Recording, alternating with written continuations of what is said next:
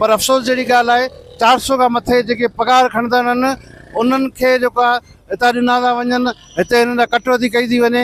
बाबा ही जे कमु था कनि, जेके शहर खे 120 माण्हू साफ़ था कनि, घटि में घटि हिननि जूं पगारूं ताईं वधायो।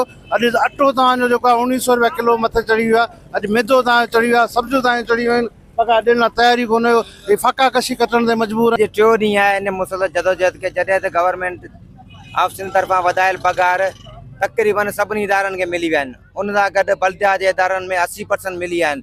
पर टणों कान में ही ॿियो महीनो आहे जॾहिं त नओं पगार जारी न। मानसून जे करे जेको असीं थोरो परेशानियुनि में आहियूं। हिकिड़ो महीनो तव्हीं रियायत ॾियो, ॿिए महीने तव्हांखे रियल डिफरेंस ऐं नओं पगार जारी कंदासीं। पर हींअर इंतिज़ामिया धोखो करे बिना कंहिं ॻाल्हियुनि जे पंहिंजो पुराणो पगार असांजो जमा कराए छॾियो आहे ऐं नए पगार जारी करण लाइ तयारु कोन्हे। ही असां कमु छॾे हड़ताल ते वेठल आहियूं। गुज़िरियल ऑनलाइन मथां खां कोन था अचनि, ॿियो वरी मथां ही कटौती करे ऐं असांखे नवां पगार जारी नथा कनि। इन करे असां ही सभु मुलाज़िम सभु हिते वेही इहो एहतिजाज पिया करियूं त असांखे असांजा नवां पगार जारी कया वञनि। जेसि ॿुधण लाइ तयारु कोन्हे। मुलाज़िम वीचारा ॿियो कुझु कोन था घुरनि, किनूं पोरियो कनि था, ॿुहारियूं कढनि था, सॼे शहर जी गंदगी ॿेड़ीनि था। ॿिया मुलाज़िम सॼो महीनो ड्यूटी कनि था, उन्हनि जो खे इहो आसिरो हूंदो आहे पगार मिलंदो, उनजे घर जी चुल्ह हितां भरे थी, पर उन्हनि खे पंहिंजो हक़ नथो मिले। लाज़मी उहे एहतिजाज ई कंदा। असांखे काफ़ी सालनि खां करणी पई पए। जॾहिं बि गवर्नमेंट ऐलान कंदी आहे जुलाई में पगार वधाइण जो, त असांखे इन रोडनि ते वेही असां सदाईं वरितो आहे। हिन दफ़ा जुलाई जे महीने में मानसून 14 अगस्त जा प्रोग्राम ॿिया आहिनि, हवाले सां इंतिज़ामिया सां असां थोरो नरम रवैयो रखियोसीं। इंतिज़ामिया सां ॻाल्हियूं थियूं, उन्हनि असां सां वाइदो कयो त भाई जेको हीउ महीनो असांखे तव्हां रिलीफ ॾियो, आईंदा महीने तव्हांखे पगार बि नओं ॾींदासीं ऐं डिफरेंस बि ॾींदासीं।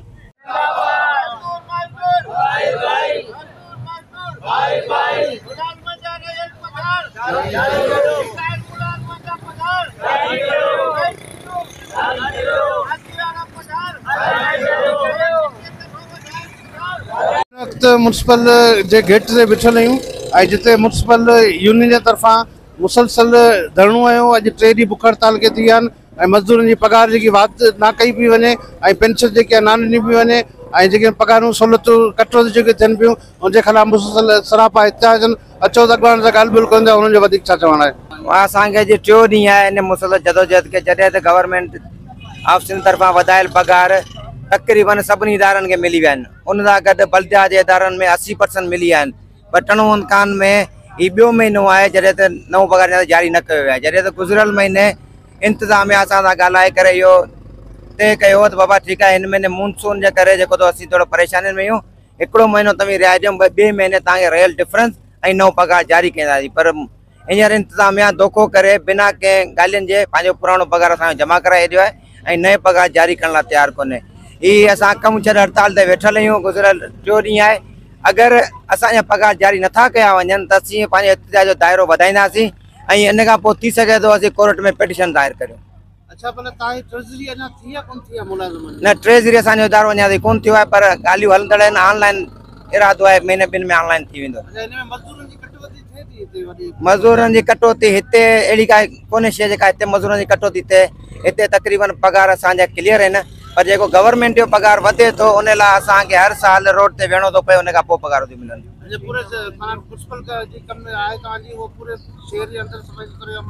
बिल्कुलु हींअर टोटल सॼे शहर जो कमु सफ़ाई जो बंदि आहे ऐं ऑफिस जो वर्क बि बंदि आहे। जी बिस्मिल्लाहिर्रहमानिर्रहीम जी। त असांखे अॼु हिते ॿियो ॾींहुं थियो आहे। असांजा जेके नवां पगार आहिनि उहे जारी नथा कया वञनि ऐं इंतिज़ामिया जेका आहे उहा पंहिंजी जेका नाफ़रमानी ॾेखारीनि पिया ऐं असांजे मुलाज़िमनि खे हरूभरू तंग पिया कनि ऐं मुलाज़िमनि सां नाजाइज़ी करे उन्हनि जा पगार जेके आहिनि उहे हिकिड़ो त अॻे ई ऑनलाइन मथां खां कोन था अचनि, ॿियो वरी मथां ई कटौती करे ऐं असांखे नवां पगार जारी नथा कनि। इन करे असां ही सभु मुलाज़िम सभु हिते वेही इहो एहतिजाज पिया करियूं त असांखे असांजा नवां पगार जारी कया वञनि। जेसीं ताईं असांखे असांजा नवां पगार जारी न कया विया तेसीं ताईं असां ही पंहिंजो एहतिजाज जारी रखंदासीं। जेकॾहिं उन खां पोइ बि जेकॾहिं इंतिज़ामिया इन शइ तां न अची त असां पंहिंजे एहतिजाज जो दाइरो अॻियां वधाईंदासीं। अदा ये असांजो जायज़ मुतालबो आहे गवर्नमेंट जे तरफ़ां 2024 में जेके पगारनि में जून में वादी कई हुई उन जो हिकिड़े महीने जो डिफरेंस असांजो रहियो पियो आहे। इंतज़ामिया चयो त किस्त वधे पोइ ॾींदासूं, जॾहिं त उहा किस्त वधी साल गुज़री वियो उहो डिफरेंस कोन मिलियो। हींअर जॾहिं गवर्नमेंट अनाउंस कयो 12% वाधी पघार, त उहो न पेंशनरनि खे 7% वाधी मिली आहे, न जेके हाज़िर सर्विस आहिनि उन्हनि खे 2 महीननि जो उहो वाधी जो पघार कोन मिलियो। ॻाल्हियूं थियूं, चयूं त असांखे अगस्त जो महीनो ई जुलाई जे पघार जो छॾियो ऐं सेप्टेंबर में तव्हांखे हिकिड़ो पघार नओं ऐं हिकिड़ो डिफरेंस ॾींदासूं।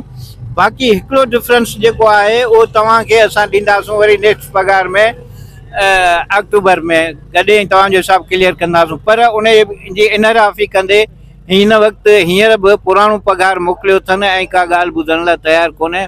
मुलाज़िम वीचारा ॿियो कुझु कोन था घुरनि, किनूं पोरियो कनि था, ॿुहारियूं कढनि था, सॼे शहर जी गंदगी मेड़ीनि था। ॿिया मुलाज़िम सॼो महीनो ड्यूटी कनि था, उन्हनि जो खे इहो आसिरो हूंदो आहे पघार मिलंदो, उनजे घर जी चुल्ह हितां ॿरे थी, पर उन्हनि खे पंहिंजो हक़ु नथो मिले, लाज़मी उहे एहतिजाज ई कंदा ऐं इहो एहतिजाज जाइज़ आहे ऐं कंदा इंशाअल्लाह ताला। जेसिताईं मसइलो हल न थींदो तेसिताईं इहो एहतिजाज बि रहंदो, कोर्टुनि में बि वेंदासूं पंहिंजे हक़ जे लाइ। मुलाज़िम सभु जेको सो यकमुश्त आहिनि पंहिंजा हक़ वठण लाइ। ऐं असीं वज़ीर आला सिंध खां जो मुतालबो था करियूं त महिरबानी करे या किस्त वधायो या हिते ई मसइला हल करियो। जेकॾहिं किस्त वधी अचे पई त पोइ छो नथो पघार मिले, हिसाब किताब कयो वञे, असां इन्हनि मुलाज़िमनि खे पंहिंजो हक़ु ॾिनो वञे। असीं वज़ीर आज़म, वज़ीर आला, गवर्नर ऐं ॿिया जेके वास्तेदार हुकाम आहिनि, चीफ सेक्रेटरी साहिब आहे या ॿियनि खां मिनिस्टर ऑफ बल्दियात खां मुतालबो था करियूं, महिरबानी करे ख़ुदा रहम करे हीउ मसइलो हल करियो, असांखे पंहिंजा हुकूक ॾियो, महिरबानी। पियो ऐं तव्हां ॾिसो था हिन वक़्तु जेकी सिंधी सूरत हाल आहे, ख़ासि करे महांगाई जेकी आहे घटि ताक़तवर माफ़िया बणिजी वई आहे ऐं तव्हांजी पघारूं सवली कंदियूं, तव्हांजी जदोजहद बंदि तव्हां वधीक छा चओ? सर अर्ज़ु इहा आहे त हीअ प्रैक्टिस जेका आहे असांखे काफ़ी सालनि खां करणी पई पए। जॾहिं बि गवर्नमेंट ऐलान कंदी आहे जुलाई में पघार वधाइण जो, त असांखे इन रोडनि ते वेही असां सदाईं वरितो आहे। हिन दफ़ा जुलाई जे महीने में मानसून 14 अगस्त जा प्रोग्राम ॿिया हिन हवाले सां इंतिज़ामिया सां असां थोरो नरम रवैयो रखियोसीं। इंतिज़ामिया सां ॻाल्हियूं थियूं, उन्हनि असां सां वाइदो कयो त भाई जेको हीउ महीनो असांखे तव्हां रिलीफ ॾियो, आईंदा महीने तव्हांखे पघार बि न ॾींदासीं ऐं डिफरेंस बि ॾींदासीं। जॾहिं त गुज़िरियल साल असां जॾहिं धरणे ते वेठा हुआसीं उन टाइम ते बि असांजे काफ़ी मुलाज़िमनि जा जेको हिकिड़े महीने जो डिफरेंस आहे उहो रहिजी वियो, उहो अॼु ॾींहुं ताईं न मिलियो। बहरहाल तंहिं हूंदे बि असां इंतिज़ामिया ते जेको नरम रवैयो रखियोसीं, शहर जे हालतुनि मानसून ऐं 14 अगस्त जे प्रोग्रामनि जे हवाले सां असां थोरा पोइते क़दम रखियासीं ऐं हिन महीने में उन इंतिज़ामिया उनजो फ़ाइदो वठंदे बग़ैर कंहिं ॻाल्हियुनि ॿोलियुनि जे असांखे एतमाद में वठंदे उहो ई पुराणो पघार जारी करे छॾियो आहे। ऐं अञा ताईं पोइ जेको सो आईंदा महीने जो लाभ इहो पिया सोचीनि त जेसि ताणी किस्त न ईंदी तेसि ताणी असां पघार कोन वधाए ॾींदासीं। जॾहिं सिंधी 80% म्यूनसिपल काउंसिलनि ऐं यूनियन काउंसिलनि में उन्हनि पंहिंजी सरप्लस बजट मां पघार जारी करे छॾिया आहिनि। अहिड़ी गुंजाइश हिते बि मौजूदु आहे, हिन म्यूनसिपल में बि अहिड़ी गुंजाइश मौजूदु आहे, उहे पघार करे पिया सघनि, पर हू पंहिंजी हठधर्मी ते आहिनि। ऐं हिन महांगाई जे दौर में जॾहिं त गवर्नमेंट हिकिड़ो मुलाज़िमनि सां ज़ुल्म कयो, वधाया ई 12%, पेंशननि जा 8%, उहो बि ग़रीब माण्हू कंहिंजा 1500, कंहिंजा 1800, कंहिंजा 700, कंहिंजा वॾे में वॾो जेको हिते असां वटि ऑफिसर आहे उनजा बि 2500-3000 जे अंदरि वधिया आहिनि। उहे बि इंतिज़ामिया ॾियण जे लाइ तयारु न आहे त ग़रीब मुलाज़िम छा कंदो।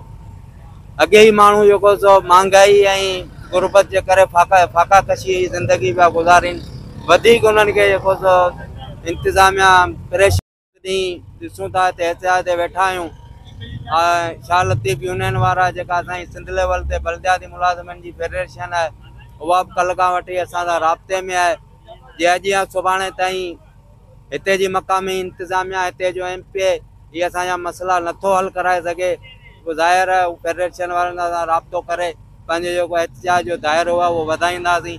थी सघे थो असीं सॼी सिंध में जेको सो मुज़ाहिरा करायूं, एहतिजाज नोट कराईंदासीं। अस्सलाम वालेकुम साईं, मेहरबानी अर्ज़ ये है कि जब से छोटे से लेके बड़े हुए हैं इस म्यूनसिपल कमेटी में। इनका असूल जो है, तरीक़ेकार दिन ब दिन गलत ही होता जा रहा है। क्योंकि हर साल, ये साल नहीं, हर साल इन्होंने दस्तूर बनाया हुआ है कि जब भी तनख्वाह बढ़ने का ऐलान करते हैं, तनख्वाह बढ़ती है, तो उसके ऊपर जो है ये सबसे पहले घपला करना शुरू करते हैं। फिर बोलते हैं कि तुमको देंगे, और गरीबों के हक जो है, कपड़े हैं, वर्दियां हैं, हर साल कोई चीज़ नहीं मिलती। वादे करते हैं लेकिन कोई चीज़ नहीं मिलती। और मेहरबानी करके वज़ीर आला सिंध से अपील की जाती है कि ये जो हर साल हमें धरना लगाना पड़ता है, हमें हर साल शोर करना पड़ता है, रोडों पे निकलना पड़ता है, ये हमें नहीं करना पड़े। मेहरबानी करके वज़ीर आला सिंध से अपील है कि गरीबों की अपील और गरीबों की फरियाद पर गौर करें। बस वो पगार असी 4-4 महीने जी 3-3 सालन जी पगारूं गॾु करे चंदा जी हिन महीने ॾींदासीं, हुन महीने ॾींदासीं, पर ॾियण जो हिननि जो नालो ई कान्हे। हिते रोड ते विहारे असांखे विहारे छॾियो आहे। कॾहिं 12 बजे जो टाइम था ॾियनि, कॾहिं 11 बजे जो टाइम था ॾियनि, पर हिननि जो को टाइम ई कान्हे। असांजो सॼो टाइम आहे। हाणे हिननि खे असीं छा चऊं? इहे MP आहिनि, पर ॾिसण लाइ असांखे तयार ई कान्हनि। असांखे नवी पगार लॻाई ॾियनि, पेंशन लॻाई ॾियनि, असीं उथण लाइ तयार आहियूं। हमारा मसला ये है कि बढ़ी हुई सैलरी नहीं लग रही, इसी वजह से हम लोगों ने यहाँ पे पीढ़ी डाली है। अब इनका हुक्मरानों का काम है कि सारे अदारों में सैलरी लग चुकी है, हमारी भी सैलरी लगनी चाहिए। मसला सिर्फ यही है।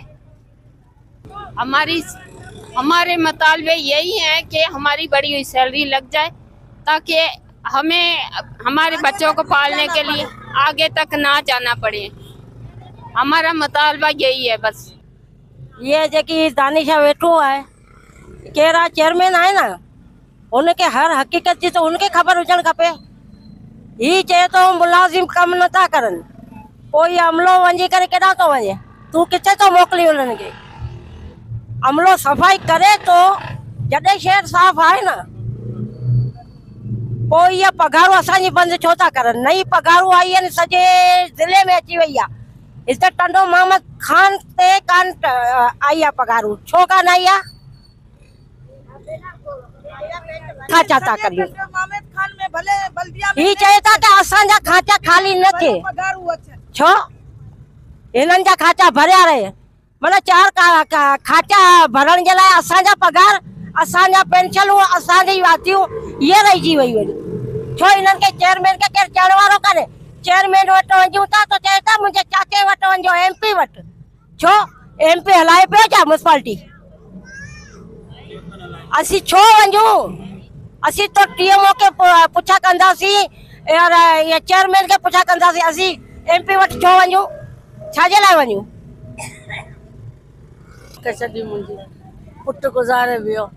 हिन चयो कि जेको कमकार हुजे त ई असांखे इतला करियो। हाणे मुंहिंजी ग़रीब जी पघार महीने जी रोके छॾी, 8वें महीने जी। हाणे मूंखे ॾियनि नथा, चए त तूं नौकिरी छा थी करे? हाणे मूंखे लॻाई आहे। हाणे पुटु मुंहिंजो हिकिड़ो कमाइण वारो, हिकिड़ो, हाणे असांखे केरु ॾींदो?